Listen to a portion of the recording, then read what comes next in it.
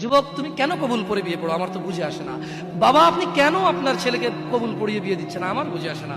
ভাই আপনি কেন আপনার মেয়েকে কবুল পড়িয়ে বিয়ে দিচ্ছেন, আমার বুঝে আসে না। আপনার মেয়ে হলুদ কাপড় পরে, মাথার মধ্যে খোপা দেয়, 3 জনে এসে দুধ খাওয়ায়, 4 জনে কোলে নিয়ে নেয়, 6 জনে গান বাজায়, 10 জনে এসে হলুদ মাখে, শুধু বুঝি মৌলবি দিয়ে কবুল পড়ালে বুঝি মুসলিমের বিয়ে হয়। শুনুন, আপনার নবী মুহাম্মদুর রাসূলুল্লাহ সাল্লাল্লাহু আলাইহি ওয়াসাল্লাম কবুলের পদ্ধতি দিয়ে গেছেন, তাই কবুল পড়ায় মুসলমানের বিয়ে মনে করেন না। কিন্তু বাকি যেগুলো করেন এগুলো কার পদ্ধতি? কার? মিথ্যা কথা বলবেন না। হুজুর ডেকে খুতবা পড়ে কবুল পড়ে বিয়ে কার পদ্ধতি?